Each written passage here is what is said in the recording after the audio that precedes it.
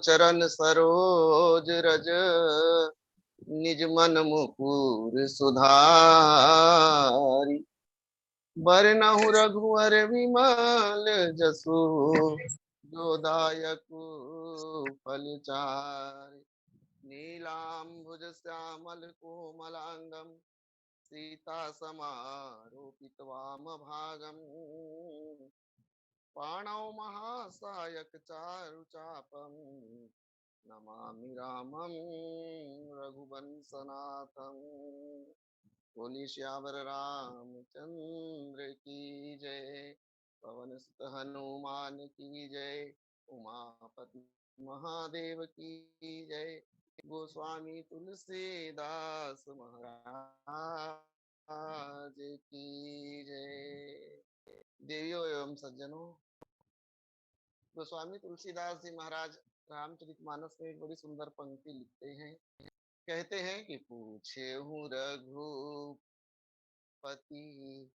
कथा प्रसंगा, सकल लोक जग पावनी गंगा। पूछे हूँ रघुपति। भगवती पार्वती महादेव के समक्ष राम कथा का प्रस्ताव रखती है और भगवान महादेव कहते हैं कि पार्वती, राम कथा जीवन का सार है और जो कथा सुनते हैं, जो कथा कहते हैं, उनमें भी बड़ी बड़ी विचित्रता है।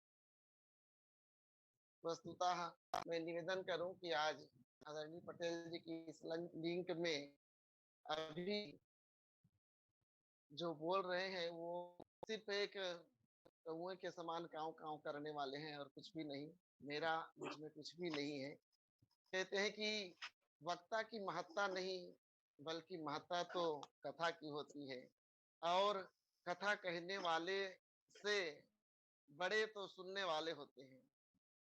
जब काकभूषुंडी महाराज जी कथा कहते हैं, उनके पास श्रोताओं की बहुत बड़ी भीड़ थी। कौआ कथा कह रहा है और श्रोता है, तो स्वामी जी ने कहा सुनहि सकल मति विमल मराला। हंस लोग कथा सुन रहे हैं। कैसे हंस लोग? तो कहे कि विमल मति, शुद्ध मति वाले हंस लोग कथा कह रहे हैं। तब भगवती पार्वती कौए के कंठ पर प्रश्न करती है, तो जवाब में भगवान महादेव कहते हैं कि मधुर वचन बोलेऊ तब कागा। मधुर वचन कौआ बोलने लगा कब? जब वो राम कथा हो। राम कथा मधुरता बना देती है और हंस सुनते हैं। ज्ञान विचार विराग मराला, तो समस्त विमलमती हंस स्वरूप श्रोता समाज और इस राम कथा लिंक को समस्त व्हाट्सएप में प्रचार प्रसार करने वाले लोकेश साहू जी, नरसिंह भाई जी, मेरे बड़े भैया श्रीमान भूषण शुक्ला जी, तुलसी मानस प्रतिष्ठान अध्यक्ष राजनाथ गांव, आदरणीय देशमुख भैया जी, परम पूज्य गुरुदेव योगेश्वर उपाध्याय महाराज जी, आप समस्तों के श्री चरणों को सादर प्रणाम करता हूँ।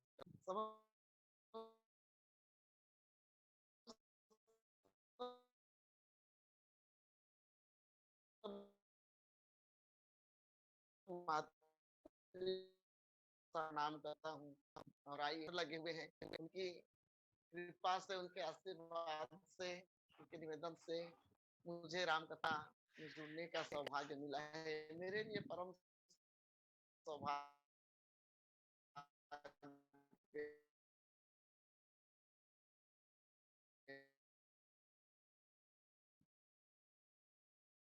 जीवन में बहुत सारे उपाधियां तो मिलती हैं, जहाँ पर भरत जी की चित्रकूट यात्रा चल रही है,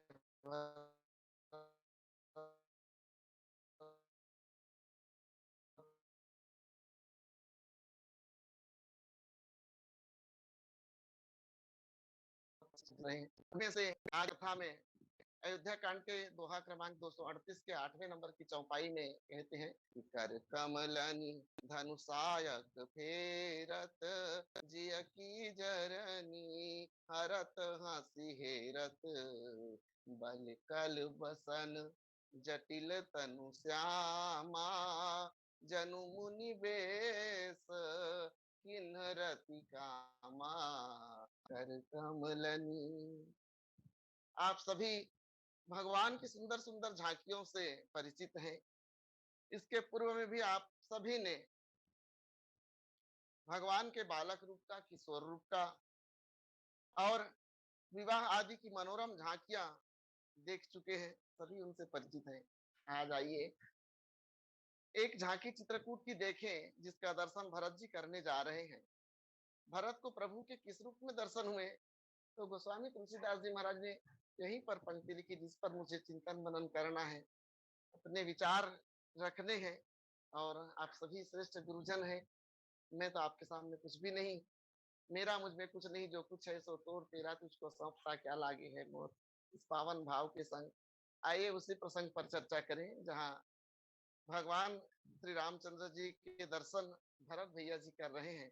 चित्रकूट की पावन झांकी है, गोस्वामी तुलसीदास जी महाराज के सुंदर लेख बल कल बसन जटिल तनु श्यामा जनु मुनि बेस किन्हरति कामा कर कमलनि धनुषायक फेरत जिय की जरनी हरत हंसी हेरत कर कमलनि। भरत जी महाराज देख रहे हैं, उन्हें लगा कि मानो साक्षात रति और काम मुनि वेश धारण किए आसन पर विराजमान हो। अर्थात भरत को श्री राम, काम और सीता जी रति के रूप में दिखाई पड़ रही हैं। भरत जी को प्रभु के जिस रूप के दर्शन हुए वह शांत रस के स्थान पर श्रृंगार रस प्रधान था। और संत लोग कहते हैं कि मानस की इस पंक्ति पर गोस्वामी तुलसीदास जी महाराज की विलक्षण लेखनी, उनकी कला का यह उदात्त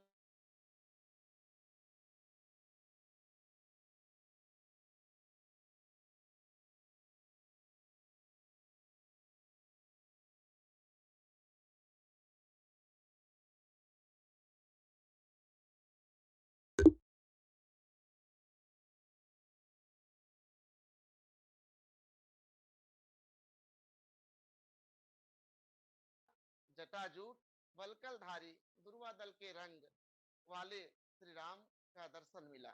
इस झांकी की विलक्षणताएं दर्शनीय है। एक साथ अनेक रस प्रकट हो रहे हैं, अनेक रस, साहित्य के रस में नौ रस हम सभी जानते हैं, उसमें से अनेक रस यहाँ पर प्रकट होते हैं। शांत रस के रूप में मुनि वेश धारण किए हैं। वही श्रृंगार रस का परिचय रति काम कहकर दिया जाता है।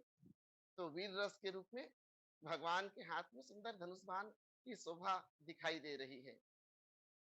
और श्रृंगार रस का परिचय रति काम कहकर दिया, ये श्रृंगार रस का परिचय है। वीर रस के रूप में धनुष बाण से उनकी परीक्षा की जा रही है। तो हास्य और माधुर्य रस का प्रागट्य प्रभु की मंद मंद मुस्कान है। शौर्य, माधुर्य, शांत और श्रृंगार रस का अद्भुत समन्वय इस झांकी में था। प्रश्न किया जा सकता है, प्रश्न उठना स्वाभाविक है कि भरत जैसे साधु संत त्यागी विरागी को प्रभु श्री राम रति कामदेव के रूप में दर्शन क्यों देते हैं। भरत जी संत हैं, आप सभी जानते हैं कि भरत जी संत हैं, भरत जी साधु हैं। तो श्री राम भी मुनि साधु के वेश में है, वो भी मुनि के वेश बना करके वहां है। दोनों ही मुनि वेश में है, पर देखने दिखाने में अंतर हो गया। काम और रति श्रृंगार रस के प्रतीक हैं, तो मुनि शांत रस के प्रतीक होते हैं। साधारणतया जहाँ शांत रस होगा वहां श्रृंगार रस नहीं होना चाहिए, जहाँ शांत होगा वहां श्रृंगार रस कैसे होगा। माना जाता है कि काम और राम एक साथ नहीं रहते, किंतु गोस्वामी जी के अनुसार यहाँ राम और काम दोनों एक साथ उपस्थित हैं। कहते हैं ना कि जहाँ राम तहाँ काम नहीं, जहाँ काम नहीं राम, तुलसी कैसे रहे सके रवि रजनी थाम। काम राम अकेले नहीं, बल्कि पूरी साज सज्जा के साथ, पूरी उनकी सेना के साथ, पूरी उनकी साज सज्जा वहां पे है। साक्षात सीता जी रति स्वरूप वहां उपस्थित है। अभी अभी कुछ क्षण पूर्व इस आश्रम का दृश्य भिन्न था। उस समय मुनि सभा में अखंड ज्ञान घन श्री राम भक्ति स्वरूपा सीता जी तथा वैराग्य के प्रतीक लक्ष्मण जी महाराज कथा प्रवचन का आनंद ले रहे थे। तो स्वामी जी ने कहा भी कि जनु मुनि बेस किन्ह रति कामा। आइए इस पर चर्चा करें। रति और काम श्रृंगार रस के प्रतीक हैं, तो मुनि शांत रस के प्रतीक है। यही विरोधाभास है इस प्रसंग में, और श्री राम और काम की वेशभूषा सुंदरता में तदाकारिता भी दिखाई पड़ रही है। श्री राम के हाथ में धनुष बाण है, तो काम भी धनुषधारी होता है। दोनों का रंग, दोनों का स्वरूप, दोनों का कलर भी श्याम है। दोनों का मिलन आनंद और सुख देता है। तो ऐसे मुनि वेशधारी श्री सीताराम के दर्शन भरत को रति काम के रूप में होते हैं। चित्रकूट में श्री राम और भरत का मिलन प्रत्येक दृष्टि से बेहद महत्वपूर्ण है। चाहे उस पर आध्यात्मिक दृष्टि से विचार करें या भावनात्मक दृष्टि से, इस दिव्य मिलन का आनंद ग्रहण करें। वट वृक्ष की छाया में निर्मित वेदिका पर सीता जी सहित प्रभु श्री राम विराजमान है। यज्ञ के कर्मकांड विधिवत चल रहे हैं। श्री राम लक्ष्मण से कोई जिज्ञासा कर रहे हैं। उसी समय भरत का आगमन होता है। देखा भरत लखन प्रभु आगे। भरत जी समय परम संकुचित हैं, वो बेहद संकोची स्वभाव के हैं, चरण आगे नहीं बढ़ रहे हैं। आश्रम में प्रभु के पीछे भाग से, पृष्ठ भाग से वे प्रविष्ट होते हैं। दीनता इतनी है कि प्रभु के समक्ष जाने का साहस नहीं जुटा पा रहे हैं। मन में विचार कर रहे हैं कि क्या मेरे पास ऐसी योग्यता है कि मैं प्रभु को मुंह दिखा सकूं। प्रभु की शरणागत का द्वार तो सबके लिए खुला है। भरत जी प्रभु की इस मर्यादा वाणी से भली भांति परिचित हैं। फिर भी मन ही मन चिंतन मनन कर रहे हैं। उनके मन में चिंता हो रही है, मनन कर रहे हैं, सोच रहे हैं, क्या मेरे पास शरणागति की पात्रता है। शरणागति के कुछ सूत्र प्रभु ने निर्धारित कर रहे हैं। इसमें से एक सूत्र मुझे बरबस याद आ रहा है। गोस्वामी तुलसीदास जी महाराज कहते हैं, निर्मल जन मन मोसो मोहि पावा, अमोहि कपट छल छिद्र न भावा। मोहि कपट छल छिद्र न भावा। भरत जी सोचते हैं कि किसी को कपटी सिद्ध करने के लिए प्रमाण की आवश्यकता होती है, परंतु मेरे संबंध में किसी प्रमाण की आवश्यकता नहीं है। तो सबको दृष्टिगोचर हो रहा है, सभी देख रहे हैं। भरत जी को अपने भरत जी अपने आप को इतना पापी कपटी मानते हैं। इसका संकेत उत्तरकांड में उस समय प्राप्त होता है जब श्री राम के अवध से वापस आने में केवल एक दिन शेष बच जाता है, एक दिन शेष रह जाता है। उस समय भरत मन ही मन सोच रहे हैं, यदि मैं कुटिल, यदि मैं कपटी ना होता तो क्या प्रभु मुझे अपने साथ नहीं रखते। उनके मन की भाव गोस्वामी जी कहते हैं, कपटी कुटिल मोहि प्रभु चिन्हा, ताते नाथ संग नहीं लिन्हा। कपटी कुटिल मोहि प्रभु चिन्हा। ध्यान दीजिएगा संतों, भरत की यह दशा तब है जब प्रभु श्री राम भरत जी को चित्रकूट में सब प्रकार से निर्दोष साधु घोषित कर चुके हैं। आज जब चित्रकूट में प्रभु दर्शन के लिए जा रहे हैं, तो सोचा भर ही जा सकता है कि उनके हृदय में कैसी ग्लानि, कैसी दीनता उत्पन्न हुई होगी। भरत जी अभी तक तो पूर्व में सभी कोई अभी तक जितने भी लोग भरत जी को मिले, सभी ने उन्हें साधु साधु कहकर विभूषित किया है। सभी लोग उन्हें साधु मानते हैं एक मत से। भरत जी मन ही मन विचार कर रहे हैं कि मेरी साधुता तो सभी प्रमाणित होगी जब श्री राम जी मुझे साधु के रूप में स्वीकार कर ले। और अब भरत जी को कौन बताए कि श्री राम की दृष्टि में तो भरत सदा ही साधु ही रहे। पाठकों को स्मरण होगा, आप सभी जानते हैं, सभी रामचरितमानस के पाठक हैं। कोल भील को जब यह समाचार लेकर आश्रम पहुंचते हैं कि भरत जी महाराज चतुरंगी सेना के संग आ रहे हैं, सुनकर प्रभु श्री रामचंद्र जी चिंतित हो जाते हैं, जिसे देखकर लक्ष्मण जी आवेश में आकर भरत जी से युद्ध के लिए प्रस्तुत हो जाते हैं। भरत क्यों आ रहे हैं? अंतर्यामी प्रभु को जानने में विलंब नहीं हुआ, देर नहीं हुआ, वे तुरंत जान गए। भरत जी की साधुता वे समझ गए, जान गए कि भरत किस उद्देश्य से यहाँ आ रहे हैं। उस समय भरत की प्रशंसा में प्रभु श्री राम के ने मन ही मन जो कहा, वही भरत की साधुता का प्रत्यक्ष प्रमाण।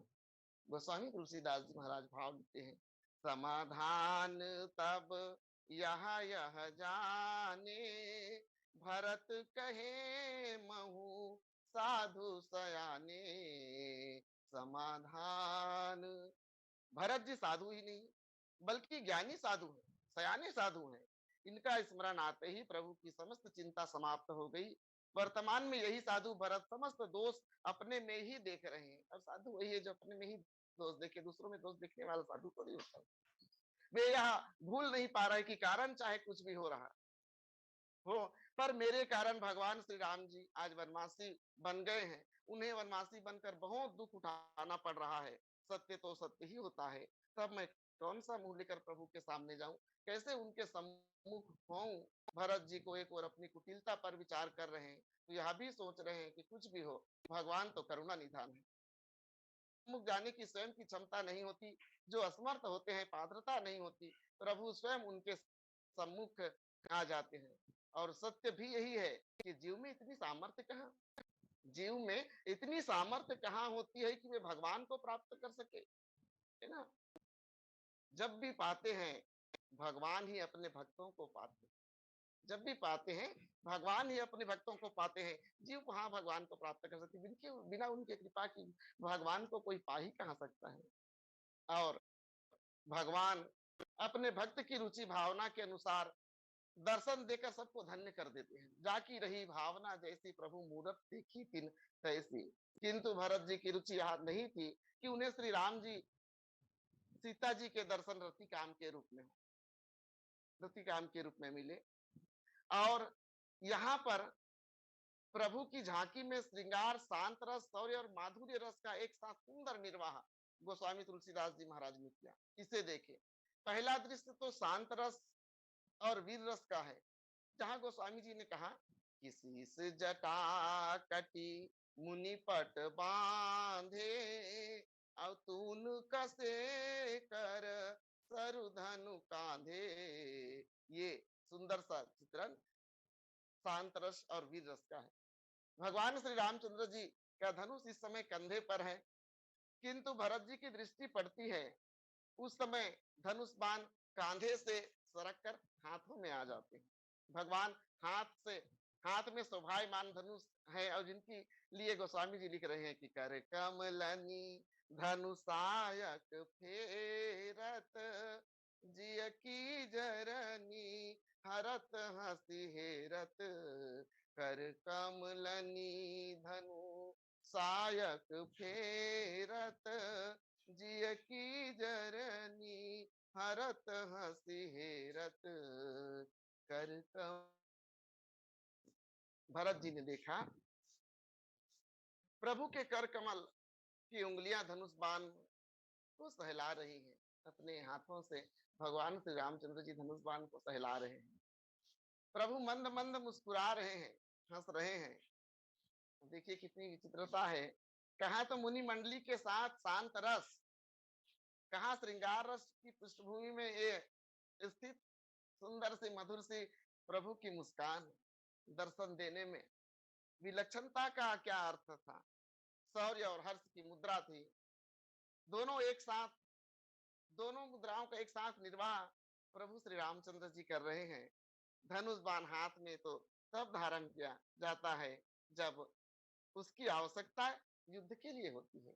कोई धनुष बाण कब हाथ में लेगा, जब उसे कहीं युद्ध में या लड़ाई में जानी होगी, तब धनुष बाण की आवश्यकता होगी, और तब अपने हाथों में वो धनुष बाण धारण करेंगे।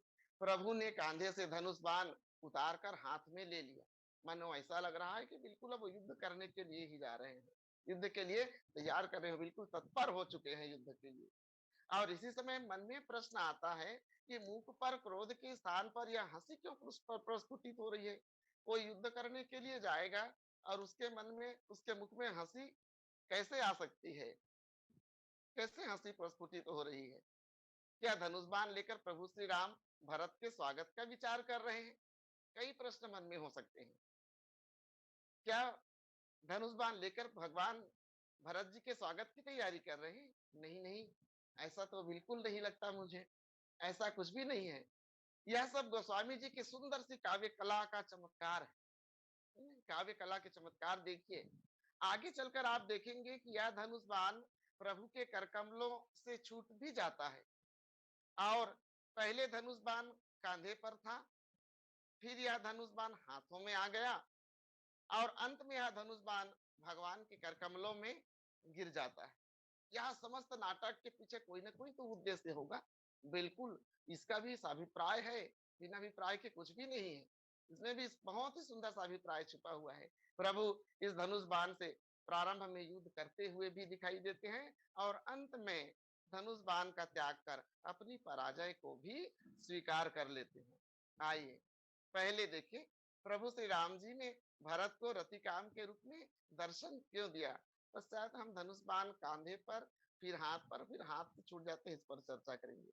गोस्वामी तुलसीदास जी महाराज बहुत सुंदर भाव लिखते हैं कि जनु मुनि बेस किन्ह रति कामा। रति काम भगवान श्री राम जी, मैया जानकी जी दोनों भरत जी को कामदेव और रति के रूप में दर्शन दे रहे हैं और भरत जी रति और काम के रूप में प्रभु का दर्शन कर रहे हैं।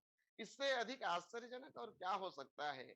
देखने की सार्थकता तो तब होती है जब साधु को साधु मुनि के रूप में प्रभु के दर्शन मिलते, ना कि कामदेव रति के रूप में। प्रभु ऐसी रचना जानबूझ करके करते हैं। क्यों? इसलिए कि उन्हें मालूम है भरत की हृदय की पीड़ा, भरत की हृदय में कितनी पीड़ा हो रही है और वे भरत की हृदय की पीड़ा यानी जर्नी का हरण करना चाहते हैं। भरत के हृदय में तो सतत एक ही विचार मंथन चलता रहता है, अभी भी चल रहा है कि भगवान श्री राम तो रघुराज हैं, वे जीवों के स्वामी हैं, वे अयोध्या के राजा हैं, जो समस्त पृथ्वी के ऐश्वर्य वैभव के स्वामी हैं। उन्हें मेरे कारण वलकल वस्त्र धारण करना पड़ गया, जटाजूट धारण करना पड़ गया। सिंहासन पर बैठने वाले प्रभु को आज वेदिका के कुशासन पर आसन लगाकर बैठना पड़ रहा है, आसन लगाना पड़ रहा है। अजिन बसन फल असन नहीं, वलकल वस्त्र फलाहार। पृथ्वी पर कुश और पत्ते की सैया को बिछाकर सोते हैं।